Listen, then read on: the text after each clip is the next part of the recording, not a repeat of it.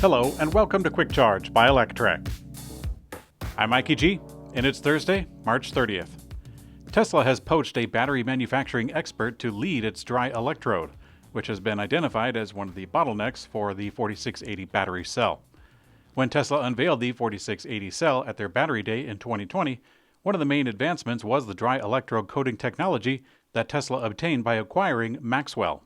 Tesla claimed that it would result in a 10 times reduction in footprint and 10 times reduction in energy usage. However, as the automaker admitted, it wasn't quite ready for prime time yet and needed some more work. Electrek has learned that Tesla has now hired a battery manufacturing expert named Matt Tyler. Tyler was working on something called semi-solid electrodes for lithium-ion battery manufacturer Cambridge-based 24M. And now, as of last month, he is now the Director of Dry Electrode Development at Tesla. A new report states that Tesla's solar roof deployment is way behind the company's original goal, but installations are still increasing year over year. Originally, Tesla aimed to produce 1,000 new solar roofs per week by the end of 2019. Naturally, a few things got in the way. Energy research firm Wood Mackenzie has now come out with their report tracking Tesla's solar roof installations, and they claim that Tesla has installed approximately 3,000 solar roofs since 2016. This number comes to about 21 roofs per week in the year of 2022. Now, despite the slow start, installations have gone up year over year. Tesla is trying to expand its reach with its solar products by selling them through third-party solar installers. As of January of 23, the company had 85 partners installing solar roof products. Audi has announced pricing for the Q8 e-tron electric SUV in the USA.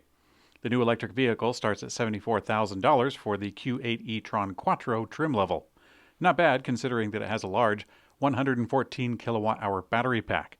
The higher trim level, called the Q8 Sportsback S-Line e-tron Quattro, that one starts at $77,800 with the same battery.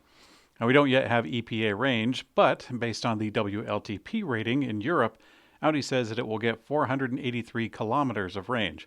We should know more as the vehicle heads to showrooms coming this summer. Jeep has released concept images of an electric Wrangler once again. They're calling it the Magneto 3.0. Their first Magneto concept, I suppose 1.0, was made in 2021, and then they had a 2.0, and now here we are with number 3. The concept is based on a two-door Jeep Wrangler Rubicon with a fully electric motor hooked up to 6-speed manual transmission and initially tuned to deliver 273 pound-feet of torque and 285 horsepower.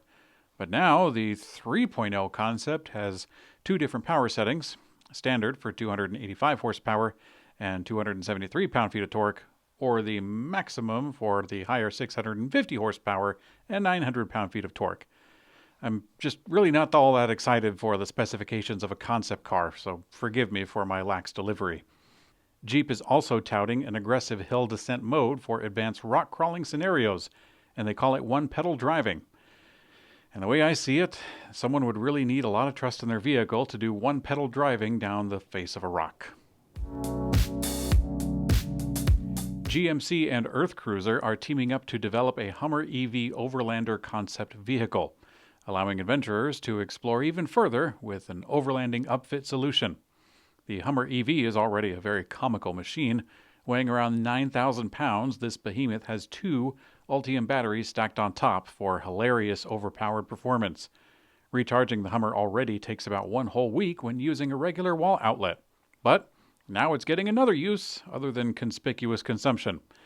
Headquartered in Bend, Oregon, EarthCruiser revealed that it was expanding into the overlanding segment with growing demand for EVs, and in particular, electric trucks. From concept images of this Hummer, the slide-in camper appears to feature solar panels, which, by my estimate, would recharge the Hummer using only the sun in approximately 40 minutes.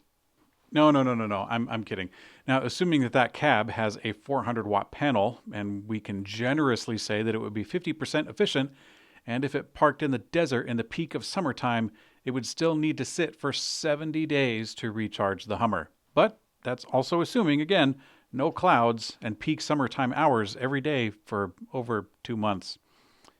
Okay, that doesn't add up either. I don't know. I'm just kind of doing this on a whim. What do you guys think? How long do you think it would take to recharge the 212, is it 212? 212 kilowatt hour battery pack on the Hummer EV using a solar panel that would fit on a camper shell? Let me know. Amazon has announced that it has over 3,000 Rivian electric delivery vans deployed, which is triple the previously reported number back in November. Amazon committed to originally purchasing and rolling out 100,000 of the delivery vans from Rivian by the end of the decade. However, just 2 weeks ago, it seemed that Amazon was on the lower end of their guided purchases for this year. The company has put out over 15 EV models, including delivery vehicles, electric cargo bikes, electric rickshaws, and more. And all of this as they work to decarbonize their network as their ultimate goal. So how long this deal has legs to move between Rivian and Amazon is definitely a space for speculation. Rivian has deleted the camp kitchen, tunnel shuttle, and the R1T tent from their online gear shop. All three were previously listed as not available yet, until earlier yesterday when they completely disappeared. One of Rivian's unique features on the truck was the gear tunnel, which was a compartment that fit between the bed and the rear seats of the truck and opened to the outside. This is where the popular accessories, the camp kitchen and rollout storage platform, would have been deployed. In October, Rivian announced a temporary pause, and it seems it was less temporary than what we had hoped for. The over-vehicle tent for the R1S SUV is listed as coming soon.